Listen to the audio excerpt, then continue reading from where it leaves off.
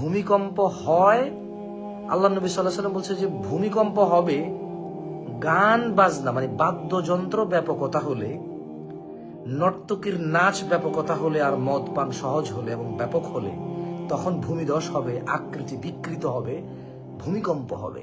আর ভূমিকম্পর নিউজই হয়, ভূমিকম্প সম্পর্কে যে তথ্য ইউটিউবে যে দেখতেছি নিউজ চ্যানেলে, এই তথ্যই দিচ্ছে ব্যাকগ্রাউন্ড মিউজিক দিয়ে। তাহলে মাটির নিচে বরফ আছে, বরফের প্লেট আছে, প্লেটে প্লেটে ঘষা খাইলে একটা প্লেটে সহ্য না করে সরে গেলে তারপরে ভূমিকম্প হয়, এটা সবাই বিলিভ করতেছে। কিন্তু এখানকার মুসলমান আমরা কেউ বিলিভ করতেছি না যে বাদ্যযন্ত্র আর নর্তকী বেড়ে গেলে, নেশা বেড়ে গেলে ভূমিকম্প হয়। তাহলে কিন্তু ওই ভূমিকম্প নিউজে মিউজিক থাকতো না। এবং আমি ওই নিউজের নিচে কমেন্টস গুলো চেক করেছি, কারো কোনো আপত্তি নাই যে আপনি যে মিউজিক ব্যাকগ্রাউন্ড দিয়ে যে আপনি নিউজটা চালাচ্ছেন, এইটা তো মিউজিকের কারণে ভূমিকম্প হচ্ছে। কারো কোনো আপত্তি পেলাম না। সে 2022 সালে চিটগং একটা লেকচারে বলেছি যে আপনার গান বাজনা বাজানোর কারণে ভূমিকম্প আসবে, এই 10 তলা 20 তলা বিল্ডিং টিকবে না। কিভাবে টিকবে?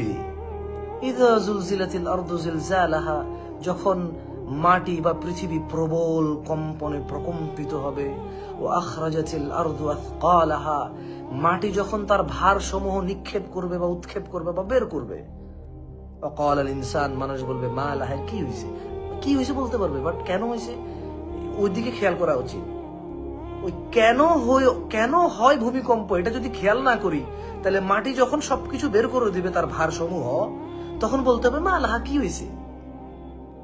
এখন আমরা ডিসিশন নেওয়া উচিত, আমরা কি মাটি তার সবকিছু বের করে দিলে তখন কি হয়েছে বলার জন্য অপেক্ষায় আছি, নাকি কেন হচ্ছে ভূমিকম্প সেটার দিকে মনোনিবেশ করব।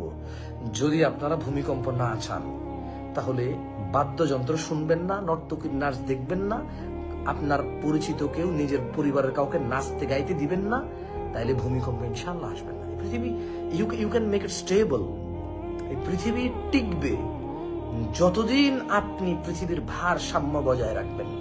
যেমন পরিবেশ ততদিন সুন্দর যতক্ষণ আপনি প্লাস্টিকের বোতল না ফালান, পলিথিন না ফালান, বাসার ডাস্টবিনের ময়লা যেখানে সেখানে না ফালায় দেন, ধোঁয়া, পেট্রোল ডিজেলের ধোঁয়া এগুলো আপনি না করেন, ততক্ষণ পরিবেশ সুন্দর। গাছপালা না কেটে ফেলেন, পশু পাখি না মেরে ফেলেন, ততক্ষণ পরিবেশ সুন্দর, ভারসাম্য থাকে পরিবেশের।